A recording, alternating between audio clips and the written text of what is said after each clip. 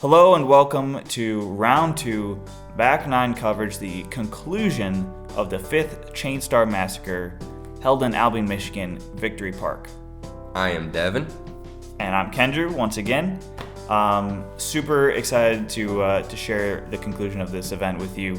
Once again, this coverage is brought to you by myself, Airbound Creative. If you'd like to have your name or logo in this spot, send me an email at airboundcreative@gmail.com. Just want to say thank you for watching, and if you very much enjoyed this coverage, please talk to your tournament director or someone you know is putting on a tournament and have them contact me at my email, and we can set up coverage for your local tournament, A tier, B tier, lower, even local tournaments. Just send me an email and we can get it worked out. All right, let's get right into the competitors for the final installment of the Chainstar Massacre 2021. We've got Kyle Klein sitting at 24 under par. We've got Ian Hamilton 16 under, Nick Robertson 10 under, and Bartosz Kowalewski is sitting at 14 under. Fantastic scores from these guys, especially Kyle, kind of running away with the tournament at this point. Yeah, but he is just putting on a show. He is absolutely destroying our tournament that we go to and play on multiple times a week. It's incredible to watch. Yeah, I'm not quite sure exactly what the number was, so don't quote me on it, but I believe he was only 2 back from hitting the course record. That's what I heard on the day. Yeah, that's some pretty insane golf. Crazy. All right, let's get right into hole 10. All right, so we got hole 10. Very picturesque hole, but very dangerous hole. Once again, you can see we've transitioned from the front 9 to the very dangerous back 9.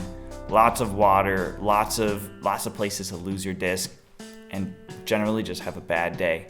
But for hole 10 here, 327 feet. It's actually pretty difficult to reach this pin because you've got to loop it around to the left with some sort of forehand or ante and just try to make it up on the grass area around this basket. The miss is definitely long, but that does leave you with a pretty nasty death putt. Yeah, as he said, we went from a walk into the park to crossing dangerous waters with this one. These guys, for the most part, should be trying to get an Anheuser flex. You will see maybe one of the competitors throw a forehand.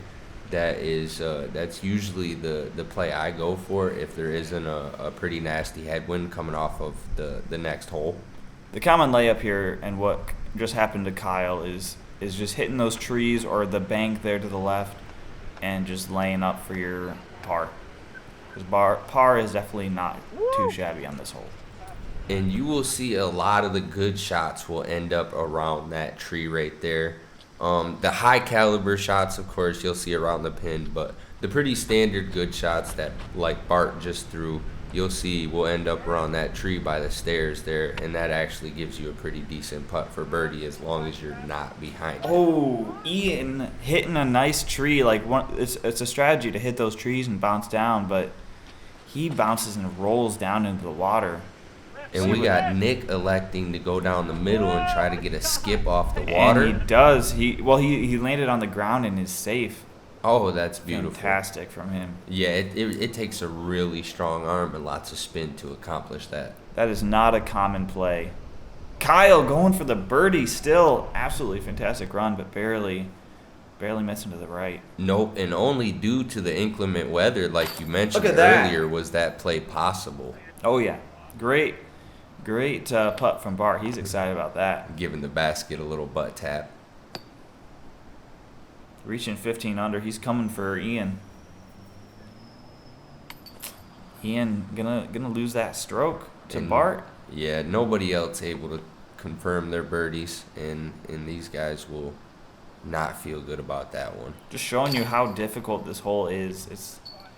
It's incredibly difficult, and it gets in your head too. Yes, this is the one hole that will actually scare you away from playing this course. You know, a lot of times people are like, yeah, where do you want to go play? Well, we can go to Battle Creek, which is close by, and we can go to Begg, or we can go to Irving, where there's no water. Yeah. Or we can play here at Albion, which you see has lots of water. But, you know, for the most part, you can have a good time here, and you can still play a good round of golf. These holes are set up to be manageable and not really hurt you too much. And we have hole 11, which is a par 3 at 216 feet. This is one of the harder holes.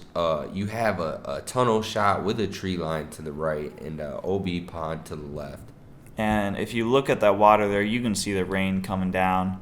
So as you see, I missed that pan there. It's just because I'm trying to shield the rain off with my coat, and no one's having a good time here in the rain.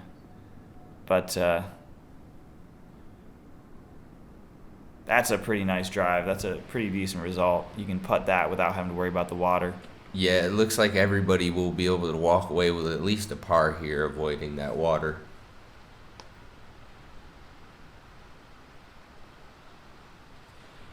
Oh, Bar hitting the cage. That would have been a great birdie. Kyle, actually, he was in the same spot for round 1. But he makes the adjustment. He missed low round 1, makes the adjustment, cashing in on the birdie on hole 11. Yeah, that's a nice get. This is one of the harder short holes, and par is really common here. So getting a birdie is pretty awesome. If not a bogey. Yeah, if not a bogey. Ian cashing his par. Doesn't feel bad. Does not feel bad. Nick getting the par also. And following it up with Bar to clean the card up with a par. All right, we've got hole 12, monster 990 feet. So the most common play here is to try to land it between the road and the pond. And if you can do that and get close enough to the pond without going in, then you can throw over the pond and actually chew off a little bit more of this fairway. You can see that white sign up there on the right, and then the telephone pole to the left of it. Somewhere around here is the second landing zone. You want to land somewhere in this open area, and that'll give you a pretty easy upshot to the basket. You do want to do your best to avoid the beach on your second shot up, because if you land in there, it makes it a really hard run up to get to the basket for a good throw. And like I said, the weather's getting rough. We're getting more rain. And so this is where the technical difficulties kind of start for the round. And so a few missed shots, a few rough pans, but I appreciate your patience in these shots. We got Kyle starting it off with a turnover flex. Pretty much right where he wants it, I think. He likes that left side for that second shot. He can really chew more off, I feel like, with the angles. And Bart electing to go over to that left side, which is actually a better play because you can bite off a little more distance without risking that OB. And we got Nick with the... Nick, he made it pretty far up the fairway there. Did he? Yeah, he was throwing hard at this point of the day. Okay. Like, we'll see it on the next shot. See him really unleash his distance here. Yeah, so everybody should be in a safe position and still be moving forward. Kyle clearing the pond easily. Wow, that was a crush. Yeah. And he adjusted a little bit from round 1 and ended up a little bit left on the fairway, which gives him more of a hyzer approach. Or it opens up the angle for his hyzer approach that way. Man, these guys are making easy work of this water. And he's putting it in a great spot, folks. He will have a really good, wide open upshot to the pin. And like I teased there, Nick just crushing it, getting third of the way up the fairway already on his second shot. It's not a common place to be where he is right now after his third shot. No, it usually takes those people with the greater arms to get that far. And we have Ian leaving himself with kind of a tester there. Again, it is raining, so you know, these discs might be getting kind of slippery by now. All of our feet are completely soaked. Of course, they were still soaked from round 1.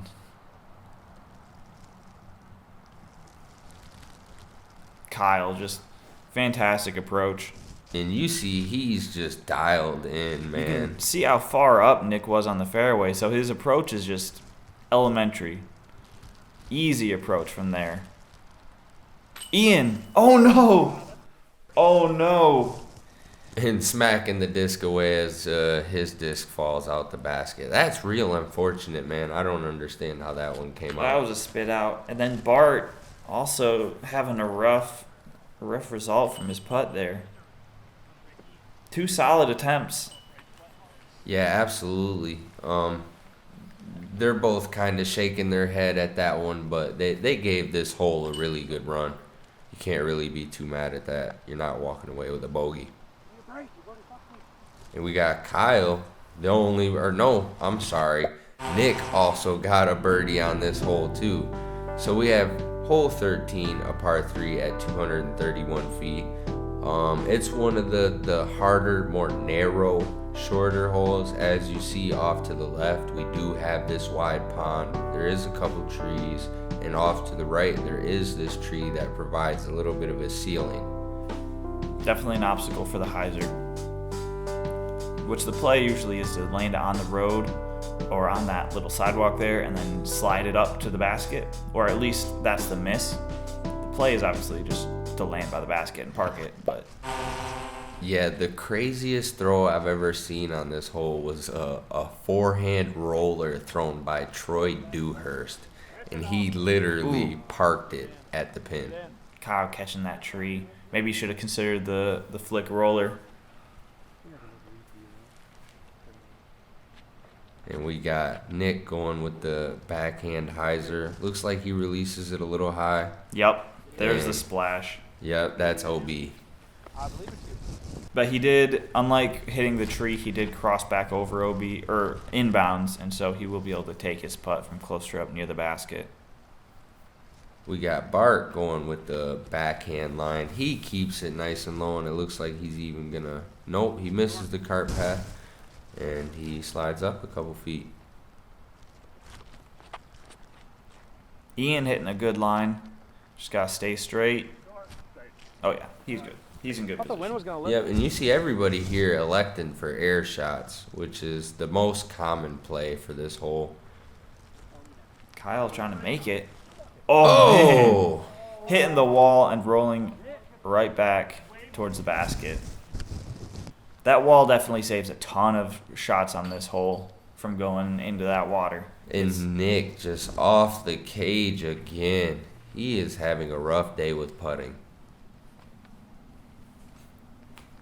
Can't see him, but there's Bart lining up his putt. Oh, yeah. Ian had him blocked out. That's crazy.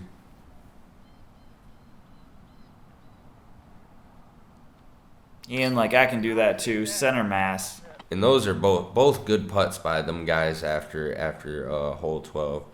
Those that'll definitely get their confidence back up going into these last 5 holes. Oh, yeah.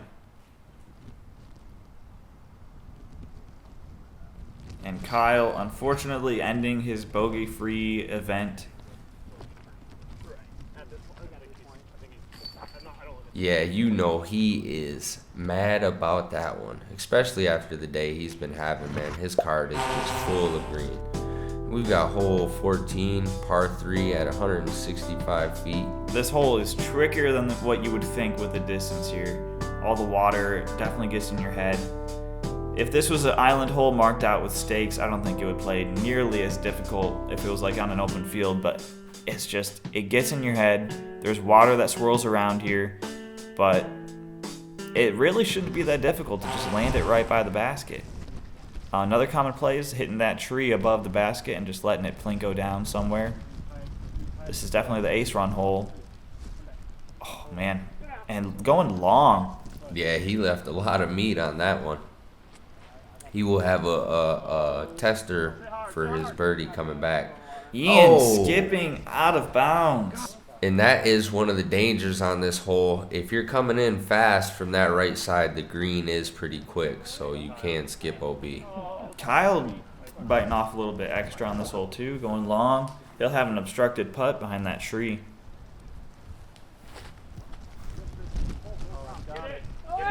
Nick going for the ace. And like you saw the birdie graphic pop up, I did miss his putt due to the technical difficulties, but he did end up making his birdie putt after that fantastic ace run. And it looks like while Bart was going for his birdie bid, he hit off the tree.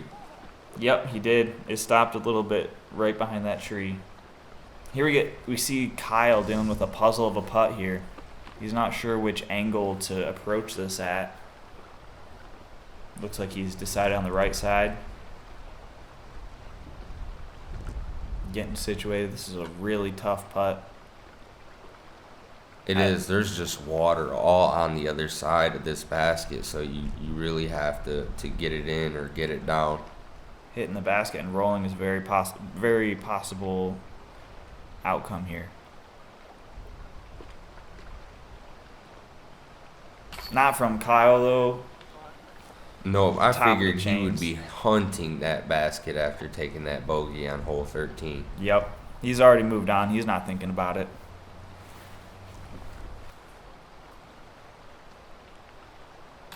We got Bart with an unfortunate par after hitting that tree on his birdie bid.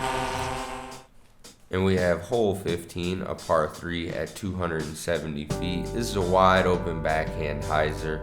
As long as you can get your positioning right and you get it into the mouth that you see right here, it's an easy birdie putt all day. You just have to hit the distance. And that sidewalk behind the basket is OB as well. We got Nick going with the wide hyzer. Doesn't quite make it into the mouth there, but he still will have a wide open putt for birdie. Bart not happy with it, sawed it off a little bit. He bounced on the hill. Let's see. We'll have to see where the disc ended up. It can roll down the hill and have a pretty good result. We got Ian electing with the backhand hyzer air shot, and that one looks like it might be a little long, folks. Oh, and that is the potential danger that Ken Drew spoke about that you can go to on your drive. And like I said, we did miss Kyle's drive here. He did end up going OB as well.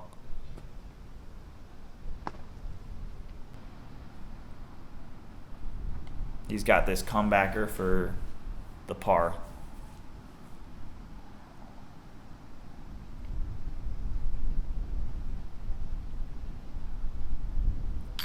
Wow, and the wind is just not letting those putts go in. You can see the branches around them swirling pretty tough. Yep, right around hole 10, 11, 12, the rain picked up, and as you can see, the wind just absolutely doing what it wants with Ian's disc there. It definitely picked up here at the end of the second round. Yeah, I actually feel bad, kind of. We walked up to hole 15, and I said this was an easy hyzer, but I had forgotten about the elements during that time of play. So I apologize for that one. Definitely very different looking scorecards from round 1 to round 2 at this point of the round. Bart picking up his par. Kyle unfortunately. With another bogey. That's just it does go to show you that the conditions are much different here on the round 2. Hole 16, we got par 3, 291 feet. You're looking for either a forehand or Anheuser turnover something. If you throw something a little too stable, it might come out of it and end up crossing that road, so you gotta be careful. But other than that, it's pretty open. There also is another play to the right side here. There's a nice big hole about 80 feet up. If you can hit the nice hyzer air shot, you can sneak it down into the pin. Getting a forehand from Bart. This looks great. Oh man, almost getting the ace there, and actually skipping a little bit further than he wants, I'm sure. It looks like Ian's also electing for the forehand. Nice low move on the disc. We'll have to see where he ended up. More technical difficulties. I'm sorry, guys. So clean, dude. Absolutely. Skip! Kyle getting a big skip. So noodly. Going the forehand over the turnover from round 1. And it looks like all of our competitors will be going forehand on this hole. Yep. Must be the conditions are more compatible with it. But just not getting the fade out of it that he was looking for with that one. I'll have a little bit longer of a putt.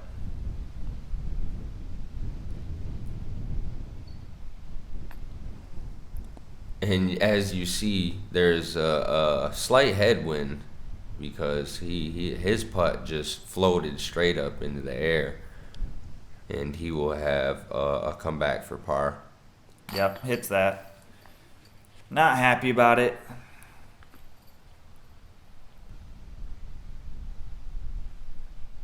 See if Bart can convert the birdie. Of course And he can. does. That was a very confident putt. Absolutely. As you see the sun starting to come out after it was just dark and raining. If you are watching this from somewhere other than Michigan, this is a fantastic illustration of Michigan weather. As Ian, fantastic birdie there. Some days we get all 4 seasons in one day, it feels like. And Kyle also collecting a birdie there.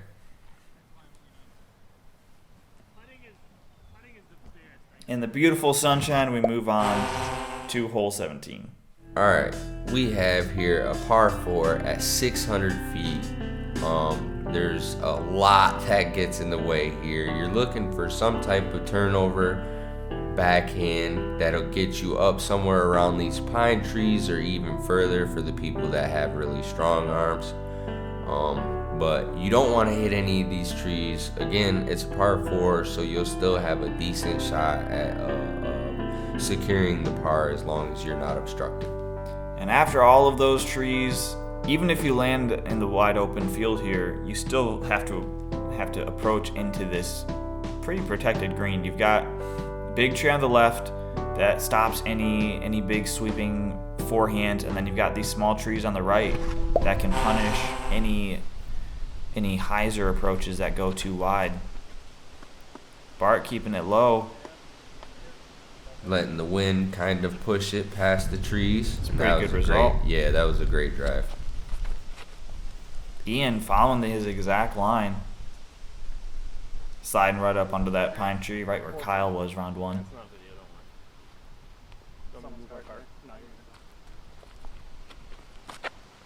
We got Kyle just sending it straight down the middle. That is what you want to do on this hole. That's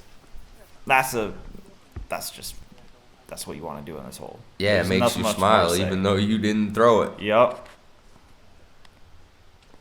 Beat it. Nick. Nice rep. Looks like he might have gotten a piece of that tree, but he still gets in fantastic position in that field. Yeah, that was a monster crush for being at a backhand hyzer. It looked like it might have turned over and stabled out though, and that's why he got that distance. It was a great throw either way. Nice approach from Ian.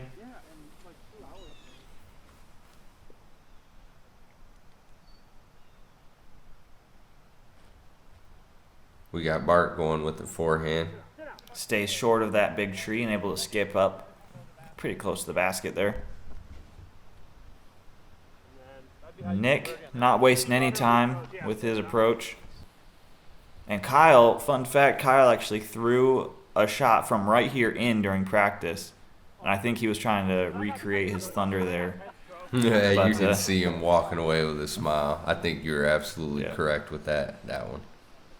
I mean, what does he have? A 9-stroke lead at this point? So Yeah, it's all about fun and games after that. they're just having a good time at this point.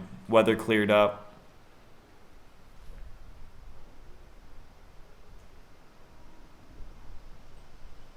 Oh, and Ian not able to get the birdie. Baskets are just being ruthless today. It's the wind, Yep. that Michigan wind. It was all over the place. Even though it felt like a headwind when you were over here, it was a headwind over there. Definitely picked up for round 2.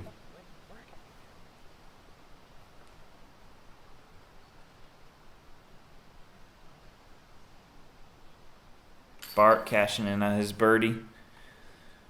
And let's see how everybody's gonna end their round here at the 5th Chainstar Massacre. Yeah, we got a nice tight forehand hole coming up. This is a hard one. Oh yeah, hole 18, the last hole, 336-foot par 3. There's pretty much 2 main plays here. You've got your roller, which goes pretty much just where the drone's flying. It's nice that it goes under that tree, the pine tree to the right.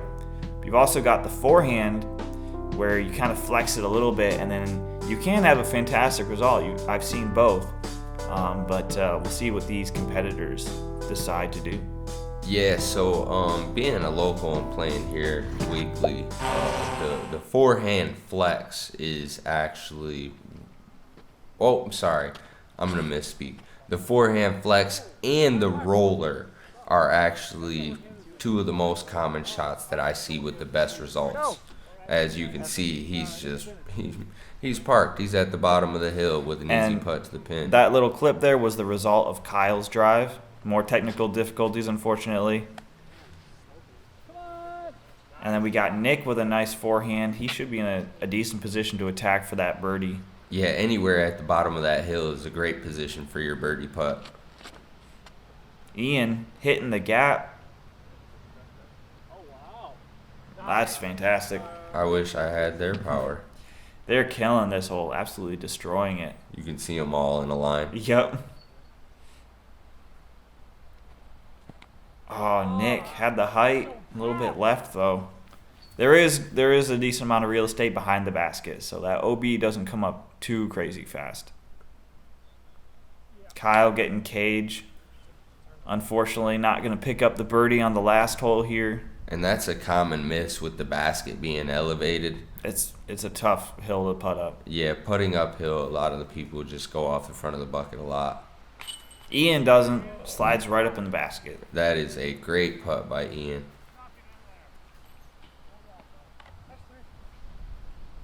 Nick trying to finish strong here. Oh, and he misses. Unfortunate miss there. And a rough roll away too. And then getting cage. You just hate to see it. Yeah, he's just not having a good time.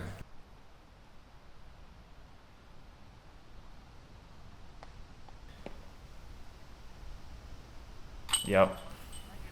And Bart able to bring in that birdie. That was a great putt by Bart. And with this putt, you have your 2021 Chainstar Massacre champion, Kyle Klein. 27 under. Absolutely shredding this course. yeah, I'm envious. I would love to be able to just come out and shoot half of that one day. That was incredible to watch. Kyle's performance in those 2 rounds. It's super cool to see some of the top players in the country just come and show what can be done with your course, because it's just absolutely incredible. Yeah, I've been watching these guys play for a little bit of while now, and I've always just waited to see any of the pros come to our course, and it was really nice that these guys did show up for the 5th Texas Chainstar Massacre. And it was really awesome that you, Kendrew, and Airbound Creative were able to provide drone footage for it, man. That was some pretty amazing stuff, and thank you. The coolest thing was the person watching this video, watching both rounds with us. Thank you for being here. Thank you for watching. Genuinely, we appreciate you watching, commenting, liking, sharing, everything. It was a ton of fun making this coverage. We hope to do more tournaments next year. Hopefully, I've got a couple more video ideas that I wanna try out. So we greatly appreciate your support with this coverage. Absolutely. Remember, we love that feedback, so give it to us. Yep. Thank you. All right. Well, there's no more coverage from the Chainstar Massacre, but we will see you in the next video at some point. All right. See ya. Peace out.